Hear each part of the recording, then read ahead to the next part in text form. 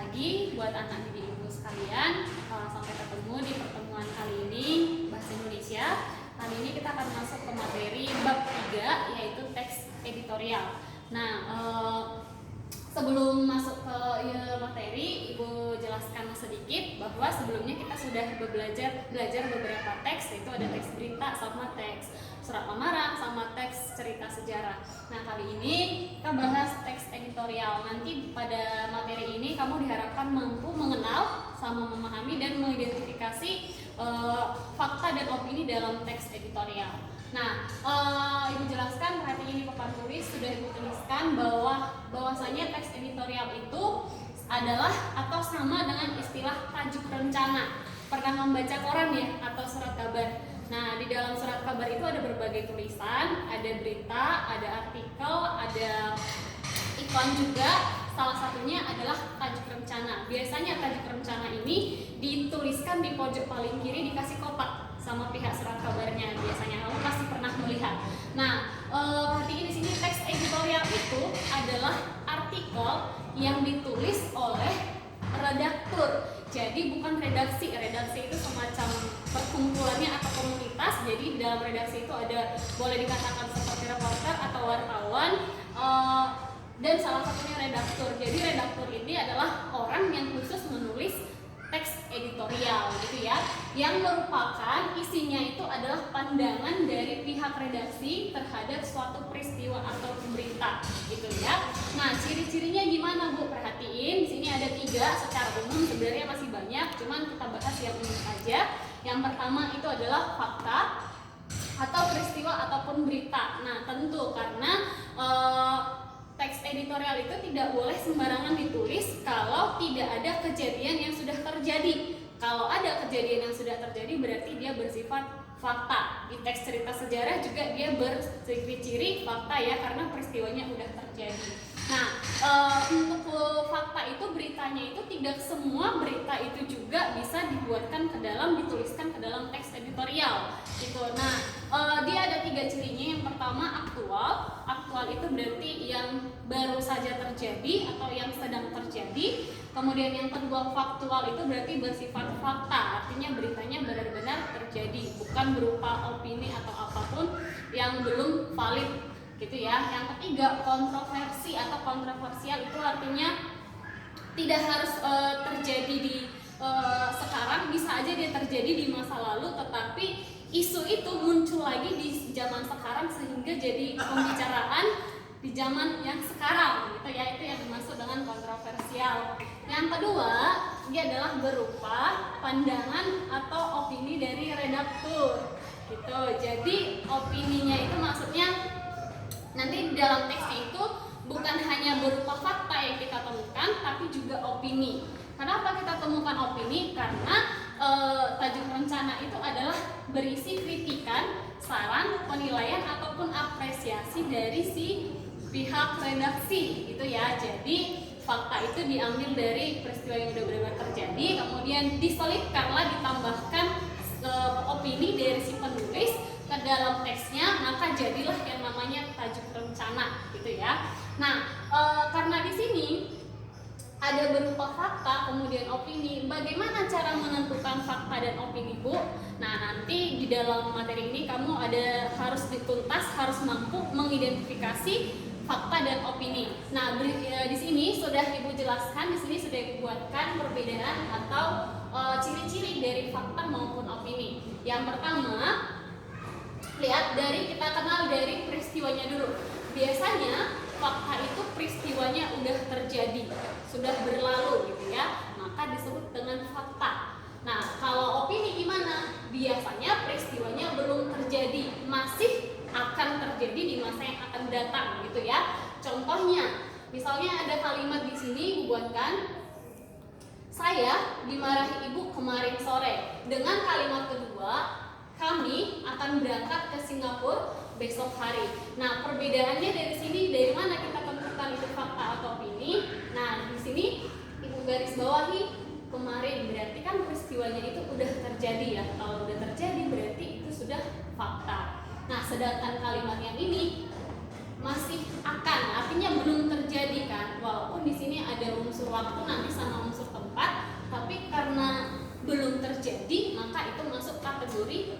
opini gitu ya. Yang kedua, fakta itu bersifat objektif.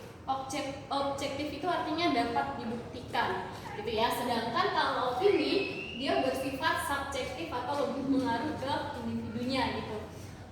Contohnya, perhatikan di sini. Yang ketiga, ciri yang ketiga adalah biasanya di dalam kalimat fakta itu ada data berupa angka gitu ya. Makanya kalau di dalam menulis teks berita biasanya kita temukan unsur 5W tambah 1H. Nah, itu ciri-ciri umum dari kalimat fakta gitu ya. Contohnya gimana kalimatnya di sini, perhatiin. Pemerintah menaikkan harga BBM 10.000 per liter. Nah, kalau kita lihat di sini kan di dalam kalimatnya ada angka, yaitu angka 10.000 per liter. Nah, karena ada data yang berupa angka, maka ini masuk ke kalimat fakta, gitu ya. Yang keempat, biasanya di dalam fakta itu mengandung unsur waktu. Misalnya kalau waktu bisa menyatakan jam, tanggal, tahun, dan lain sebagainya. Contohnya, Ibu buatkan di sini ada kalimat Hari Guru diperingati setiap tanggal 25 November.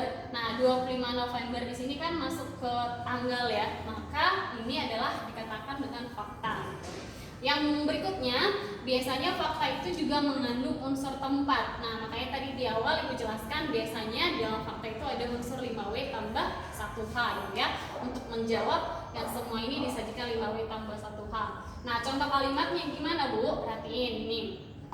Gempa itu terjadi di kawasan Kawah, Desa Sukamaju, Brastagi. Nah, di sini kan ada unsur tempat ya. Tempatnya di mana, yaitu di Desa Sukamaju sama Brastagi gitu. Maka ini masuk ke fakta. Berikutnya, biasanya ada sumber jelas. Sumber ini mengacu ke instansi ataupun lembaga gitu ya.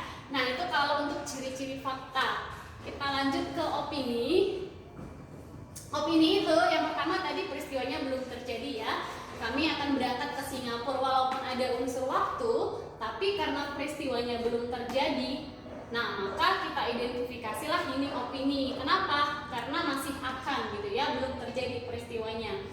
Yang kedua, dia bersifat subjektif. Yang ketiga, nah di sini Ibu kasih cara cepat untuk mengidentifikasi itu fakta atau opini. Nah, ingat aja nanti ada kata tipsnya semua menu biji kalas. Artinya kalau ada kata-kata seperti sekitar, mungkin, akan, menurut, bila, jika, kalau, dan asalkan. Jadi ingat aja semua menu biji kalas. Nah, maka ini masuk ke kalimat opini. Nah, menurut di sini Ibu kasih tanda, nanti dia ada dua. Kalau kata menurut diikuti sumber yang jelas, misalnya sumbernya berupa instansi, maka dia nanti masuk ke fakta, gitu ya. Ini perbedaan antara fakta dan opini. Nah, kita perhatikan aja langsung ke latihan soalnya. Perhatiin di sini sudah Ibu buatkan kalimat yang pertama. Nah, kalimat yang pertama itu di sini menurut saya korban banjir itu akan segera ditemukan.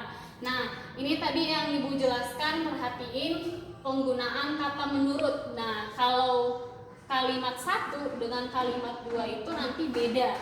Tuh ya, kalau kalimat kedua menggunakan kata menurut juga ya. Tetapi di sini diikuti dengan sumber yang jelas, yaitu BMKG. BMKG itu adalah badan yang sudah diakui senasional se-Indonesia gitu ya. Jadi kalau yang pertama ini menurut saya, karena saya di sini subjektif, kita tidak tahu saya ini siapa, maka ini disebut dengan opini ya.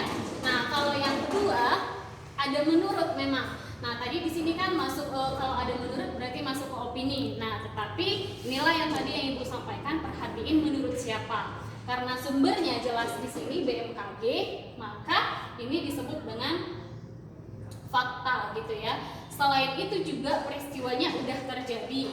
Kemudian ada data juga yang berupa angka. Kemudian instansinya jelas, maka dia masuk ke fakta gitu ya. Yang ketiga, perhatiin ada kalimat kandungan vitamin C pada kulit jeruk itu sekitar 1.500 mg. Nah, kalau kita identifikasi dari kalimat ini peristiwanya memang udah terjadi, udah melakukan pengamatan atau observasi, maka ada data di sini 1.500 mg. Tetapi ada kata pengacau di sini, yaitu kata sekitar. Nah, sekitar itu masuk ke ciri-ciri opini yang di sini ya, sekitar. Nah, berarti kalau ada kata sekitar, walaupun ada data yang berupa angka, maka ini tetap disebut dengan opini. Kenapa? Karena datanya tidak pasti. Ada kata yang membuat pikiran kita terkecoh, yaitu sekitar. Kecuali nanti kalau diganti menjadi misalnya sebanyak, kandungan jeruk itu, vitamin C pada kulit jeruk sebanyak 1.500 mg, berarti datanya atau angkanya pasti gitu ya, maka disebut dengan fakta. Nah, makanya beda ke kalimat yang keempat, jeruk memiliki 1.500 mg vitamin C, maka ini disebut dengan kalimat fakta karena tidak ada tadi penggunaan kata sekitar. Jadi benar-benar diperhatikan, nanti menentukan fakta dan opini itu harus jeli gitu ya, sering-sering latihan supaya kamu lebih cepat menentukan mana fakta mana opini gitu. Nah, sampai di sini aja dulu pertemuan kita hari ini. Kalau ada yang kurang jelas boleh ditanyakan di dalam grup. Kalau sudah paham ya sudah, lebih baik gitu ya. Sampai ketemu di pertemuan berikutnya. Diucapkan mengakhiri dengan selamat siang.